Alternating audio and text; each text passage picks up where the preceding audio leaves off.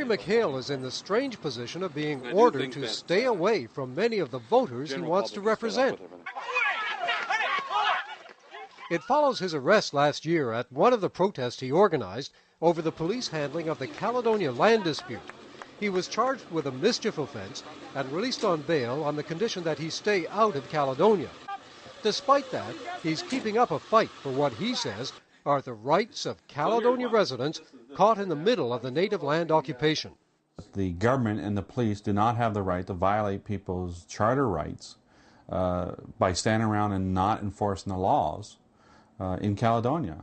McHale is a computer programmer who lived in Richmond Hill near Toronto, nowhere near Caledonia, until he moved to Hamilton recently. He says he got involved in the Caledonia dispute because it was being ignored and rights were being violated. And part of his motivation comes from a background as a Baptist preacher.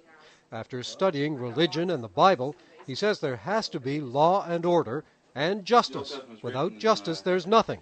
And average people have to get involved. We are the last line of defense for democracy. There is nobody else outside of the average person. If I don't step forward, who will? Ever since McHale got involved, a lot of people in Caledonia have been telling him to stay out of it. I don't think he's doing this town any good. He's just stirring up more trouble, and we got enough trouble as it is.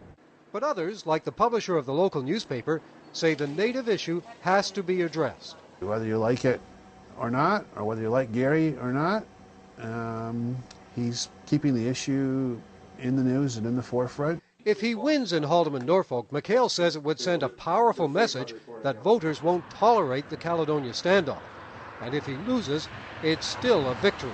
Because I'm going to have an opportunity to get the message out constantly, and I think the number of votes I get is going to shock lots of people.